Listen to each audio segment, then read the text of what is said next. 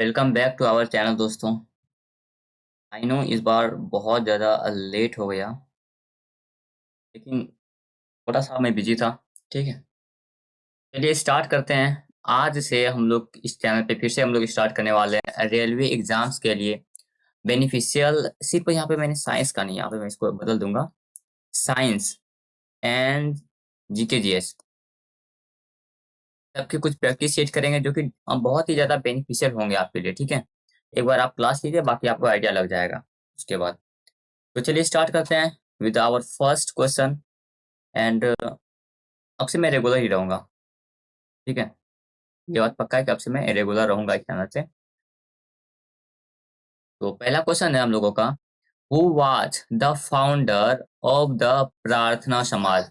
प्रार्थना समाज के संस्थापक कौन थे? राजा राम मोहन राय, बंकिम चंद्र चटर्जी, आत्माराम पांडुरंग या स्वामी विवेकानंद। तो प्रार्थना समाज का अगर बात करें तो प्रार्थना समाज के जो फाउंडर थे, संस्थापक थे, वो है आत्मारंग पांडुरंग, आत्माराम पांडुरंग। ठीक है, प्रार्थना समाज के संस्थापक कौन है? आत्माराम पांडुरंग। अब यहाँ पे हम लोग देख सकते हैं राजा राम मोहन रॉय के बारे में भी है, तो इसको हम लोग थोड़ा सा डिस्कस कर लेते हैं। राजा राम मोहन रॉय के बारे में, इन्होंने, अगर इसको देखें, इन्होंने 1828 में जाके बनाया था ब्रह्म समाज। 1828 में ब्रह्म ब्रह्म समाज की स्थापना करी थी। फिर ठीक है, फिर आत्मीय सभा का 1814 या फिर मान लो 1814-15 में आत्मीय सभा का भी स्थापना किया था। आत्मीय, इसको मैं थोड़ा सा हट हट जा भाई, कहीं से चला जाता तू। आत्मीय सभा का भी स्थापना किया था। ठीक है, और इसको साथ ही भारतीय पुनर्जागरण के पिता भी माना जाता है। इसको भारतीय पुनर्जागरण पुनर्जागरण के पिता के रूप में भी इसको जाना जाता है। और इसके कुछ बुक्स हैं, जैसे कि मिरातुल अखबार, मिरातुल अखबार, और आपका संवद कुमुदी, संवद कामुदी, ये सब इनके कुछ बुक्स हैं। ठीक है, और हम लोग यहाँ पे थोड़ा सा और किसी को देख लें क्या? चलो थोड़ा सा हम लोग बंकिम चंद्र चटर्जी को भी देख ही लेते हैं। ये वाला, इसको हम लोग देख लेते हैं, बंकिम चंद्र चटर्जी को। इसके बारे में हम लोग को क्या क्या ध्यान रखना है? सबसे पहले इनका जो बंकिम चंद्र चटर्जी के, हाँ, इसने क्या किया था? वंदे मातरम को कंपोज किया था, वंदे मातरम को लिखा था। ये इनसे याद रखना है, बंकिम चंद्र चटर्जी से। और अब लोग देख सकते हैं, स्वामी विवेकानंद जी को देख लेते हैं। स्वामी विवेकानंद जी के बारे में क्या क्या ध्यान रखना है? इनका जन्म जो हुआ था, वो हुआ था 1863 में 12 जनवरी को, और इसीलिए 12 जनवरी को हम लोग युवा दिवस के रूप में भी मनाते हैं। ठीक है, स्वामी विवेकानंद जी का जन्म जो हुआ था 1863 में हुआ था 12 जनवरी को, इसीलिए 12 जनवरी को हम लोग युवा दिवस मनाते हैं। और इनकी जो डेथ हुई थी वो हुई थी आपका 4 जुलाई 1902 में। ठीक है, और इसने 1 मई 1897 में परमहंस सभा का स्थापना किया था, परमहंस सभा का भी स्थापना किया था। और इसने 1893 में बहुत फेमस एक शिकागो का स्पीच दिया था, शिकागो का स्पीच दिया था, शिकागो में जाके एक स्पीच दिया था 1893 में, जो भी पूछा जाता है स्वामी विवेकानंद जी से। ठीक है, तो इतना इसके लिए काफी था। चलिए अब अगले क्वेश्चन पे जाते हैं। अगला है आपका, क्या है कि पट्टचित्र शैली की पेंटिंग निम्नलिखित में से किस राज्य की सबसे पुरानी और लोकप्रिय कला शैलियों में से एक है? तो पट्टचित्र शैली की जो पेंटिंग है वो कहाँ का है? कर्नाटक का, केरल का, ओडिशा का या बिहार का? तो पट्टचित्र शैली जो है ये आपका कहाँ का है? उड़ीसा का है।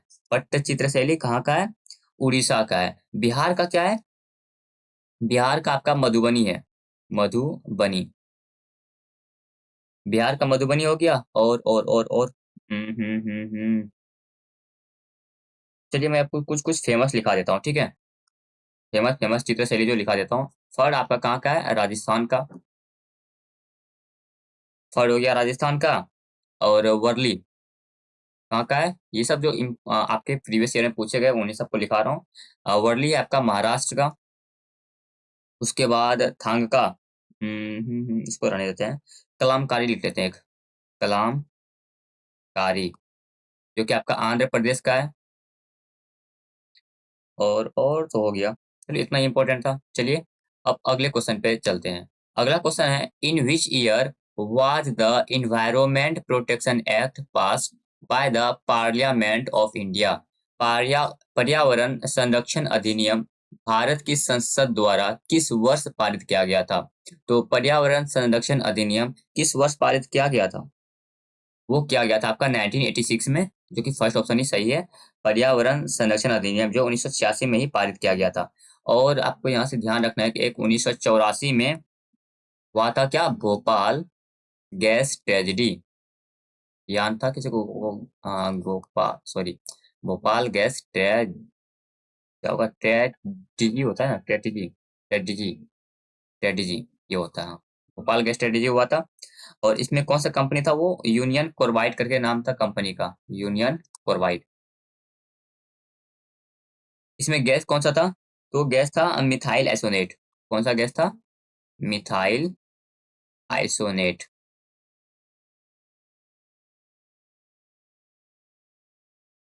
सॉरी सॉरी मिथाइल आइसोनेट नहीं, मिथाइल आइसोसिनेट था वो। मिथाइल आइसोसिनेट।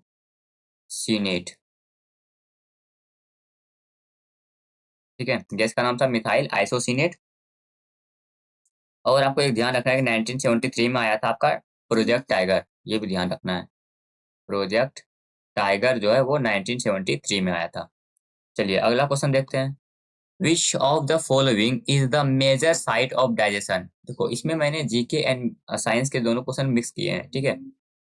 निम्नलिखित में से कौन पाचन का मुख्य स्थान है? पाचन का मुख्य स्थान stomach, small intestine, large intestine, pancreas यानी पेट, छोटी आंत, बड़ी आंत, अग्नाशय। सबसे ज्यादा पाचन जो है मेनली कहाँ पे होता है? तो वही पूछ रहा है, पेट में, छोटी आंत में, बड़ी आंत में या फिर अग्नाशय में। पाचन का मुख्य स्थान कहाँ पे होता है? तो ये होता है आपका छोटी आंत में, स्मॉल इंटेस्टाइन इसका आंसर होगा। चलिए हम लोग देखते हैं, सबसे पहले जो हम लोग खाना खाते हैं सबसे पहले कहाँ आता है? मुख में आता है। ठीक है, मुख के बाद कहाँ पे? ग्रास नली, जिसको ओइसोफेगस बोलते हैं, ग्रास नली में। फिर उसके बाद हमारे पेट में चला जाता है। उसके बाद छोटी आंत में। उसके बाद बड़ी आंत में। उसके बाद कहाँ पे आएगा? मलाशय। और उसके बाद गुदा द्वारा बाहर आ जाएगा। ये पूरा पूरा प्रोसेस होता है पाचन का। ठीक है। और इसमें जैसे छोटी आंत के बारे में ध्यान क्या रखना है कि छोटी आंत जो होता है ना, ये सबसे लंबा होता है। सबसे लंबी होती है और इसका लेंथ होता है 78 मीटर का। ये आपको ध्यान रखना है। ठीक है। और इसमें आपको क्या क्या ध्यान रखना है, कुछ कुछ, हाँ, लार्ज इंटेस्टाइन के बारे में देख लो कि बड़ी आंत क्या करता है। ये करता है वाटर को एब्जॉर्ब करता है। ये लार्ज इंटेस्टाइन क्या करेगा, पानी को, जो हम लोग खाना खाया होता है उसमें जो पानी होता है, पानी को एब्जॉर्ब करता है और शोषण करता है। वाटर को एब्जॉर्ब करेगा।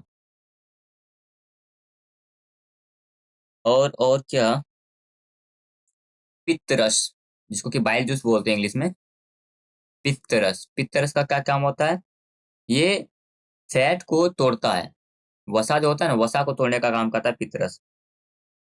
और मैं इसमें क्या बता सकता हूँ जो कि एग्जाम में पूछा गया था। उम, उम, उम, उम, कुछ नहीं, चलो अगला क्वेश्चन देखते हैं। If the mass of a person is 60 kg on the surface of the earth. Earth पे है किसी का मास 60 केजी है, मास है, ठीक है। Then the same person's mass on the surface of the moon will be। यदि पृथ्वी की सतह पर किसी व्यक्ति का द्रव्यमान 60 किलो है, तो चंद्रमा की सतह पर उसी व्यक्ति का द्रव्यमान क्या होगा? तो अगर आपने ये मेरे पहले कुछ क्लासेस किए हैं तो आपको ये पता होगा वैसे इसका आंसर क्या होने वाला है। देखो होता क्या है, क्या होता है बताओ, किसी को आइडिया है? देखो ग्रेविटी, इसमें काम आता है ग्रेविटी, यानी गुरुत्वीय त्वरण हिंदी में। ग्रेविटी जो होता है वो मून का यहाँ पे अगर अर्थ का ग्रेविटी और मून का ग्रेविटी में कंपेयर करें तो वो होता है 1/6 ऑफ मून। ठीक। तो अगर कोई चीज 60 किलो अर्थ पे है, 60 किलो का अगर कोई चीज अर्थ पे है तो मून पे कितना हो जाएगा? 60 का अगर 1/6 निकालेंगे तो 10 किलो का मून पे होगा। ठीक है। अगर कोई चीज का वेट अगर निकालेंगे तो यहाँ पे अर्थ पे अगर 60 किलो आ रहा है तो मून पे आएगा 10 किलो, क्योंकि दोनों के ग्रेविटी में अंतर कितना होता है? 1/6 का होता है। आई होप कि आपको समझ में आया होगा। अगला क्वेश्चन है, इसको मैं थोड़ा लाल कलर ले लेता हूँ, अच्छा रहेगा। Which of the following two countries of South America are landlocked? दक्षिण अमेरिका के निम्नलिखित में से कौन से दो देश स्थल रुद्ध हैं? अब स्थल रुद्ध देश होता क्या है? स्थल रुद्ध देश उसको बोलते हैं, मान लो ये कोई कंट्री है, ये कंट्री जो चारों ओर से ना, ये चारों ओर से अगर लैंड से ही, जमीन से ही घिरा रहे, चारों ओर से अगर कोई कंट्री जमीन से घिरा रहे तो उसको स्थल रुद्ध लैंड लॉक कंट्री बोलते हैं। ठीक है। तो इसमें क्या पूछा कि दक्षिण अमेरिका के निम्नलिखित में से कौन से दो देश स्थल रुद्ध हैं? तो ये है आपका चाइल और इक्वाडोर, ब्राजील और वेनेजुएला, और ये गुयाना और सुरिनाम, और ये है आपका क्या लिखा है, प्रागवे और बेलिविया। तो इसका आंसर ये हो जाएगा, प्रागवे और बेलिविया जो है ये लैंडलॉक कंट्री है ऑफ साउथ अमेरिका का। ठीक। अच्छा, दो कंट्री जो है, हाँ ये वाला एक फैक्ट याद रख लेना कि हाईएस्ट, अगर विश्व का अगर बात करें, विश्व का हाईएस्ट एक्टिव वोल्केनो कहाँ पे है? विश्व का सबसे सक्रिय ज्वालामुखी, विश्व का मैं बता रहा हूँ यहाँ पे, ठीक है। सक्रिय ज्वालामुखी, विश्व का सबसे अधिक सक्रिय ज्वालामुखी क्या है? सॉरी, कहाँ है? तो वो है आपका अताकामा मरुस्थल में, जो कि साउथ अमेरिका का है। अताकामा मरुस्थल, जो कि कहाँ का है? साउथ अमेरिका का है, साउथ अमेरिका में है। ठीक है, सॉरी, इसको अफ्रीका मत पढ़ना, ये साउथ अमेरिका में है। और सब वर्ल्ड की सबसे लंबी पर्वत श्रृंखला, अगर मैं देखूं वर्ल्ड का सबसे लंबी पर्वत श्रृंखला, तो वो कहाँ पे है? वो आपका पड़ेगा ये आपका एडीज माउंट है, एडीज माउंट श्रृंखला। हिंदी में कैसे होता है ये? एंडीज, हाँ, एंडीज माउंट श्रृंखला। मैं इसको हिंदी में ही रखूंगा, इंग्लिश में कुछ कुछ को दिक्कत होता है, तो ये होगा एंडीज माउंट श्रृंखला। ठीक है।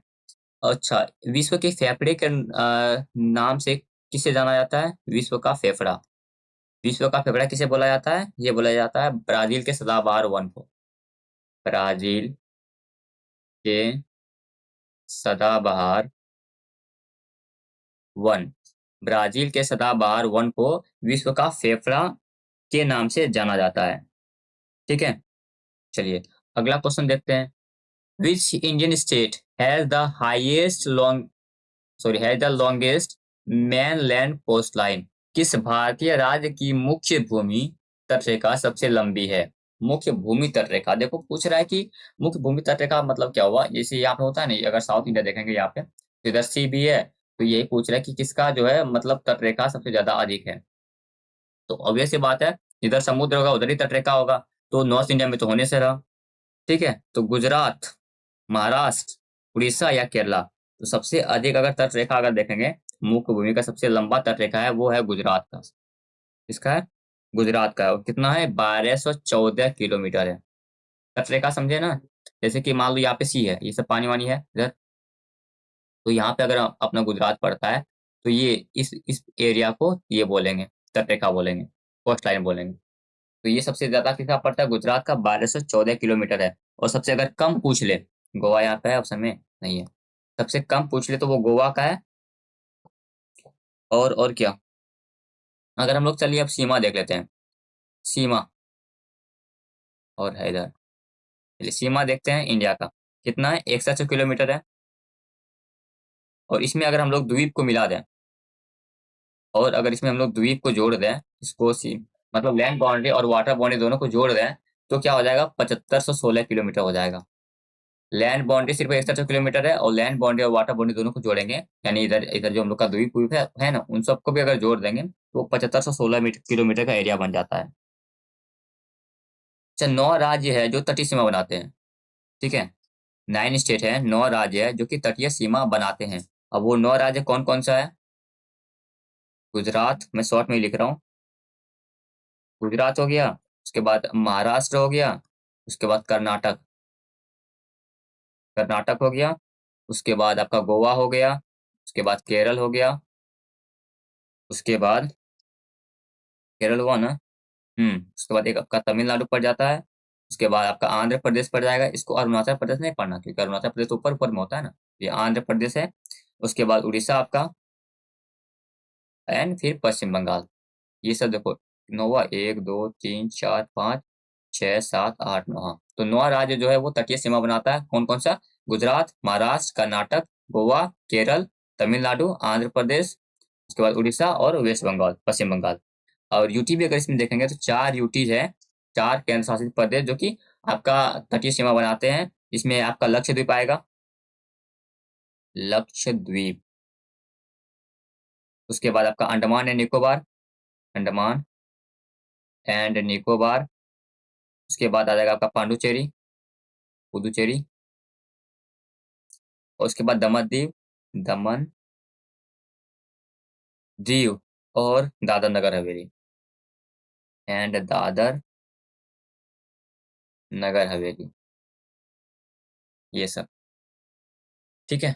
चलिए देख लेते हैं इसको फिर से। Which Indian state has the longest mainland coastline? Longest जो है तटीय रेखा सबसे अधिक किसका है? गुजरात का। कितना? 1214 किलोमीटर है। सबसे कम गोवा का है। सीमा अगर लैंड बाउंड्री देखेंगे तो 104 किलोमीटर है। उसमें अगर वाटर बाउंड्री को भी ऐड कर देंगे तो 7516 किलोमीटर बन जाएगा। 9 स्टेट है, 9 राज्य है जो कि आपका कोस्टलाइन जिसको शेयर करता है। 9 राज्य के पास तटीय रेखा है, जैसे कि गुजरात, महाराष्ट्र, कर्नाटक, गोवा, केरला, तमिलनाडु, आंध्र प्रदेश, उड़ीसा एंड वेस्ट बंगाल। उसमें यूटी अगर जोड़ देंगे तो 4 यूटी है, लक्षद्वीप, अंडमान एंड निकोबार, पुडुचेरी, दमन दीव और दादर नगर हवेली। चलिए अगला क्वेश्चन देखते हैं। Through which of the following mediums can sound not travel? निम्नलिखित में से किस माध्यम से ध्वनि यात्रा नहीं कर सकती? गैस, वैक्यूम, मेटल और फ्लूइड। देखो, अगर साउंड का बात करेंगे, ध्वनि का, ध्वनि को चलने के लिए चाहिए होता है एक मीडियम, माध्यम चाहिए होता है। ठीक है, ध्वनि को चलने के लिए एक माध्यम चाहिए होता है, तो इसीलिए वो जो है वैक्यूम में, अरे यार, वैक्यूम में वो ट्रेवल नहीं कर पाएगा। अब बात आता है सबसे ज्यादा ट्रेवल किसमें करेगा? सबसे ज्यादा ट्रेवल जो है सॉलिड में करेगा, फिर लिक्विड में करेगा। साउंड सबसे ज्यादा ट्रेवल स्पीड कहाँ से करेगा? सॉलिड में, फिर लिक्विड में, फिर गैस में। अगर हिंदी में लिखूंगा तो ठोस में सबसे ज्यादा, फिर सबसे उसके उससे कम जो है द्रव में, फिर इससे भी कम गैस में। ठीक, इसका आंसर हो गया। चलिए अगला question. In the domain of computer and the internet, what is the full form of URL? Computer और इंटरनेट के क्षेत्र में यूआरएल का पूरा रूप क्या है? URL, universal resource locator, uniform resource locator, unique revoked locator या यूनिफॉर्म रिसोर्स लोकेटर। बी और सी तो सेम सेम ही है, uniform uniform resource resource locator locator. वैसे ही इसका आंसर दोनों में से कोई एक हो जाएगा। यूनिफॉर्म, यूआरएल का फुल फॉर्म क्या होता है? Uniform resource locator. ठीक है, कुछ कुछ और देख लोगे क्या? कुछ कुछ देख लो शॉर्ट फॉर्म। जैसे कि आपका आपका आता है ना एचटीटीपी, एचटीटीपी इसका होता है hyper text transfer protocol, hyper text transfer protocol, ये एचटीटीपी का फुल फॉर्म है। फिर आप लोग देख लो, ये एएलयू एक चीज होता है। एएलयू का फुल फॉर्म क्या होता है? Arithmetic logical unit, arithmetic logical unit, ये आपका एएलयू का हो गया। फिर एक आपका जीपीयू देख लो, जीपीयू का होता है graphics processing unit, graphics processing unit. एक सीपीयू देख लो, सेंट्रल प्रोसेसिंग यूनिट। उसके बाद एक रैम देख लो, रैम का क्या होता है? Random access memory.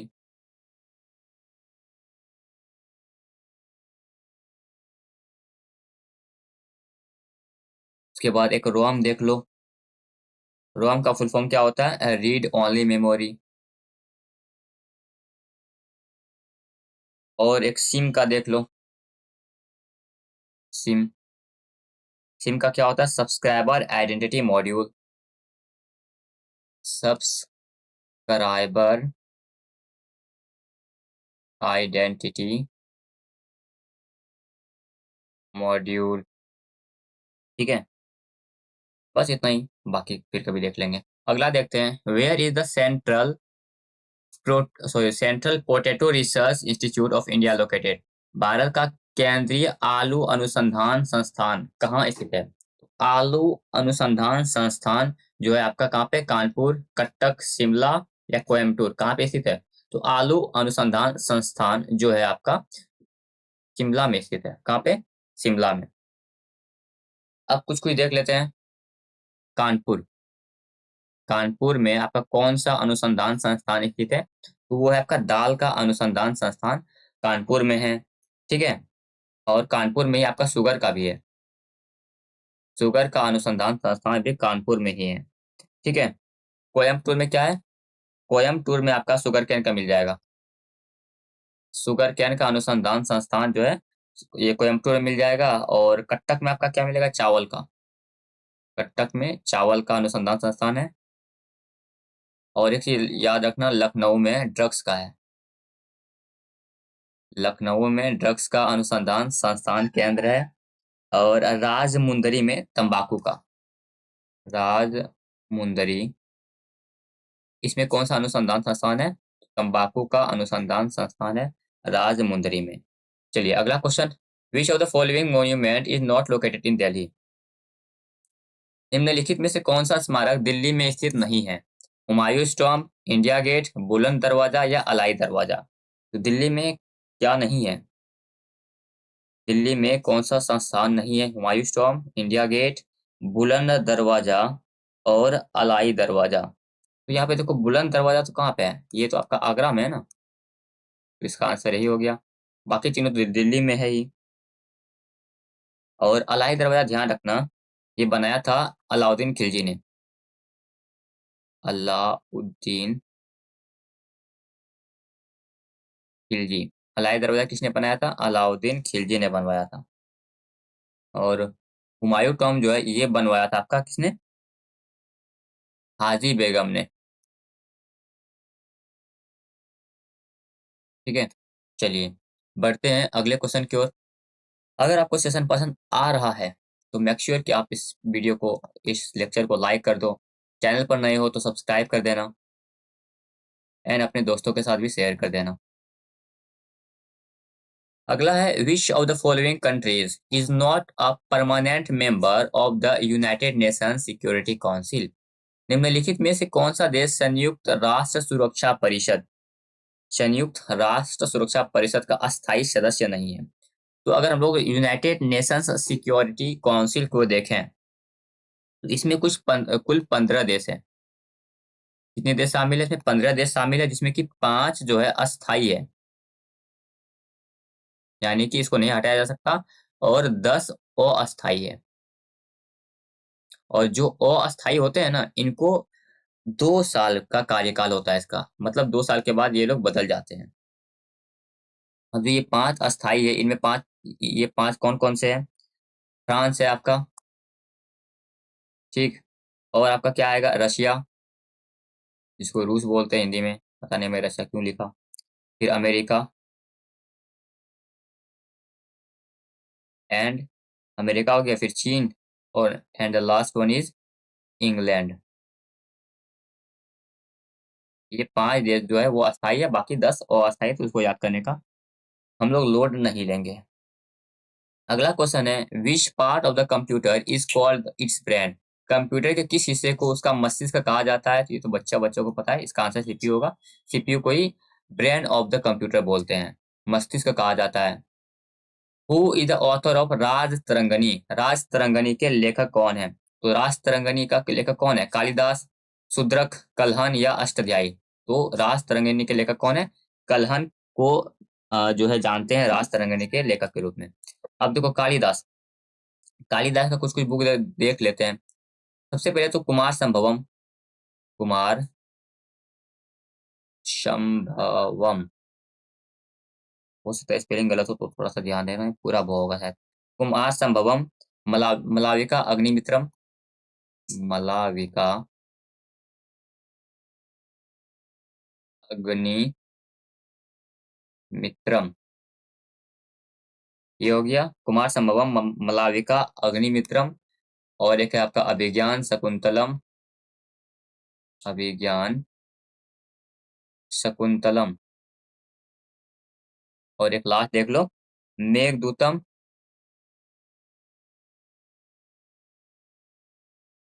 अब और एक देख ही लो, क्या ऋतु संहार, ऋतु संहार। ये सब जो है आपका क्या कालिदास ने लिखा है। पतंजलि किसका है? पतंजलि किसने लिखा है? कुछ कुछ और याद रख लो, एक पतंजलि, पतंजलि, महाभाष्य। एंड और एक रख लो पाणिनि अष्टाध्यायी, या तो लिया हुआ ये पाणिनि अष्टाध्यायी का क्या है?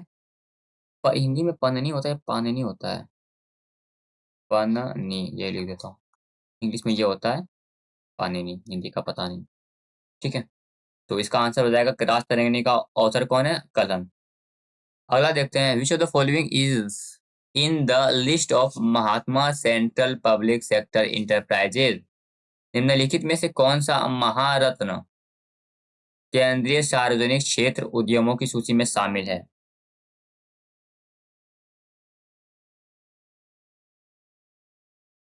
Central coalfield limited, Cochin shipyard, ये इसका आंसर है एक नंबर का। सेंट्रल कोलफील्ड लिमिटेड जो है, सेंट्रल कोलफील्ड फील्ड, ये आपका महारत्न कंपनी है।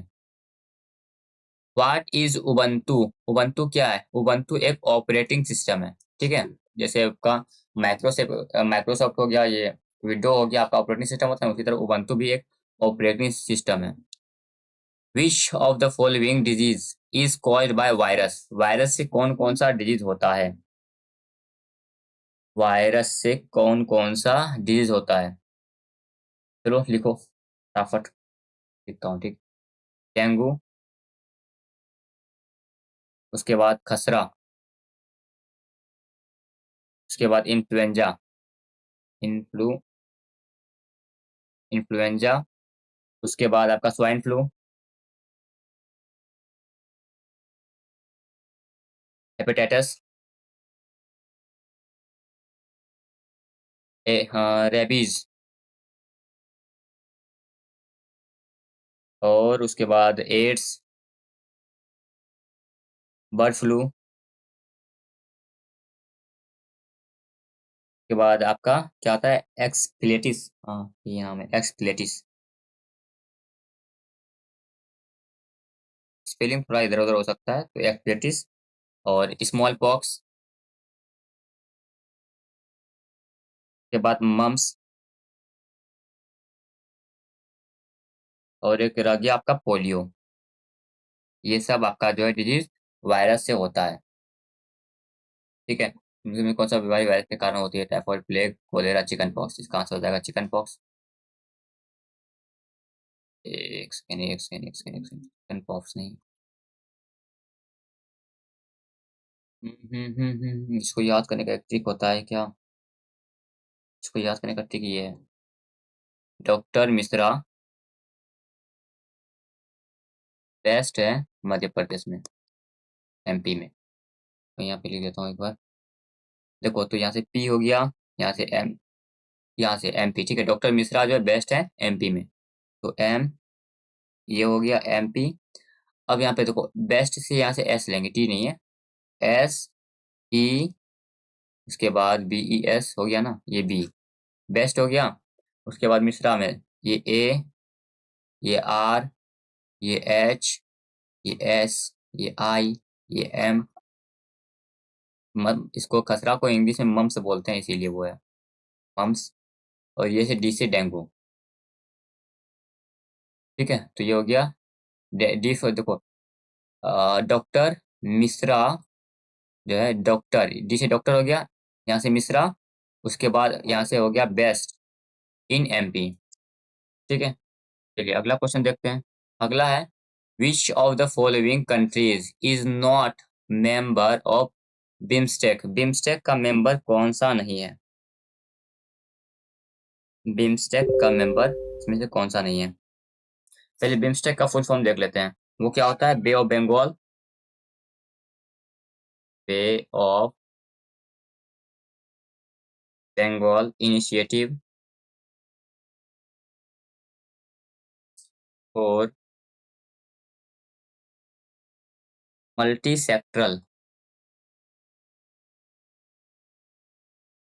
Technical and eco corporation.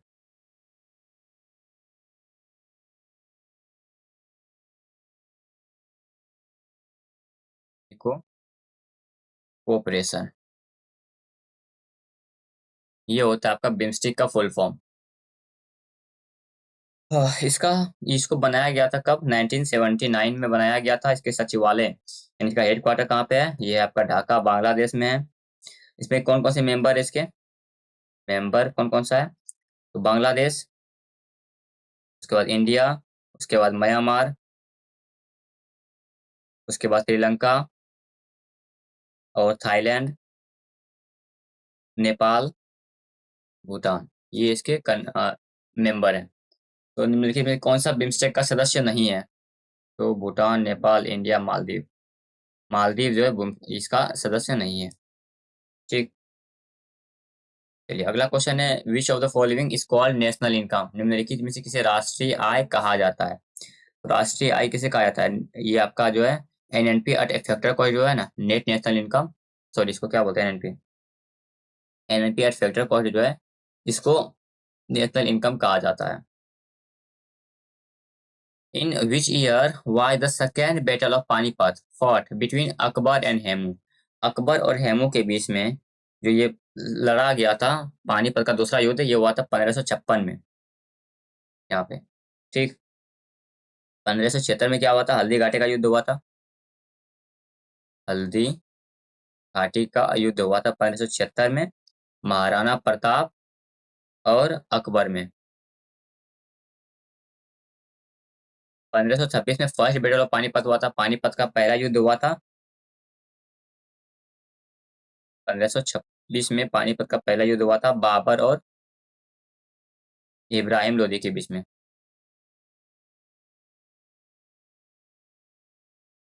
के बाद यहाँ पे देख लो 1761 में क्या हुआ था? थर्ड बैटल हुआ था पानीपत का। थर्ड बैटल हुआ था पानीपत का। पानीपत का तीसरा युद्ध 1761 में हुआ था। ये किसके किसके बीच में? मराठा और अफगान के बीच में।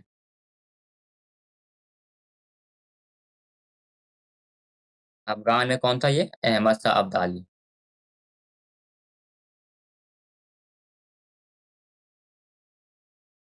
ठीक है, यहाँ पे हम लोग का कंप्लीट होता है आज का लेक्चर। आई होप कि आपको पसंद आया होगा, पसंद आया है तो मेक श्योर कि आप इसको लाइक कर दो, शेयर कर दो, सब्सक्राइब कर देना, दोस्तों के साथ शेयर भी कर देना।